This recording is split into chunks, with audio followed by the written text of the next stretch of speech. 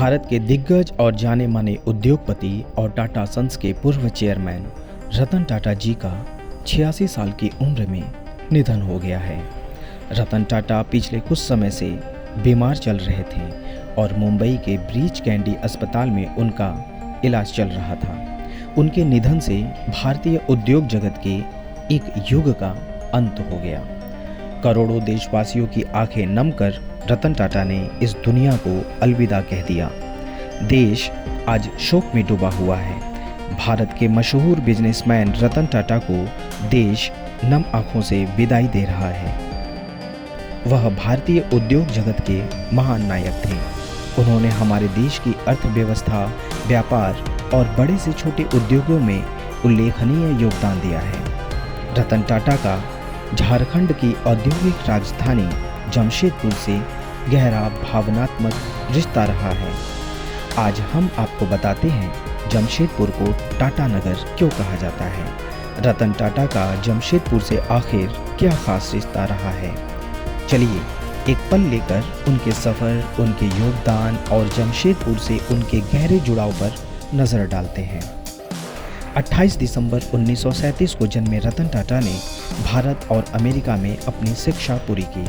उन्होंने टाटा ग्रुप में अलग अलग पदों पर काम किया और आखिरकार 1991 में इसके चेयरमैन बने। उनकी दूरदर्शी सोच के चलते टाटा ग्रुप ने नई ऊंचाइयों को छुआ।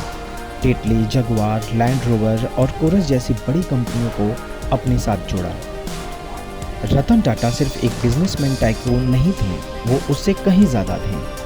वो एक समाज सेवी थे जिन्होंने अपना जीवन सामाजिक कार्यों के लिए समर्पित कर दिया। उनके इस प्रयासों के लिए उन्हें भारत के सर्वोच्च नागरिक सम्मान से नवाजा गया, जिनमें पद्म विभूषण और पद्म भूषण शामिल हैं। रतन टाटा का जमशेदपुर से गहरा और ऐतिहासिक नाता है।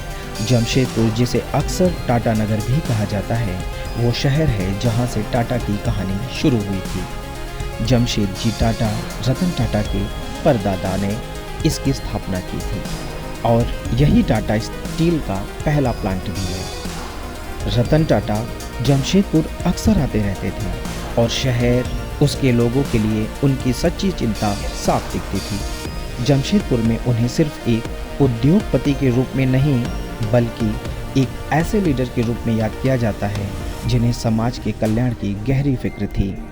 उनकी दूरदृष्टि और प्रयासों ने जमशेदपुर को एक आदर्श औद्योगिक शहर में बदल दिया, जहां के निवासियों के लिए बेहतरीन सुविधाएं हैं। जुलाई 2020 में रतन टाटा ने इंस्टाग्राम पर एक पोस्ट शेयर किया था। उन्होंने जमशेदपुर की अपनी पहली यात्रा के बारे में जिक्र किया था। तब रतन टाटा के कॉलेज में छुट्टी थी और इसी बीच उन्हें जमशेदपुर जाने का मौका मिला। उन्होंने स्टील सिटी का भी भ्रमण किया था। रतन टाटा लिखते हैं, मुझे याद है जब मैं पहली बार जमशेदपुर गया था, तब मेरे कॉलेज में छुट्टी थी। मिस्टर आरजी दा कोस्टा और जेडी चोकसी ने मुझे टेल्को प्लांट का दौरा करने और प्लांट के चारों ओर घूमने के लिए आमंत्रित किया था। यह टाटा स्टील कंपनी में काम शुरू करने से बहुत पहले की बात है। उनकी विरासत आने वाली पीढ़ियों को प्रेरित करती रहेगी। जमशेदपुर में और उसके बाहर भी रतन टाटा का नाम भारतीय उद्योग के इतिहास में हमेशा सुनहरे अक्षरों में लिखा जाएगा। वह एक ऐसे लीडर थे जिन्होंने न केवल व्यवसायों को बदला, बल्कि अपनी दयालुता और परोपकार से अनगिनत लोगों के जीवन को भी छुआ। भले ही वह आज हमारे बीच नहीं है, उनकी भावना और योगदान को आने वाले कई वर्षों तक याद किया जाएगा।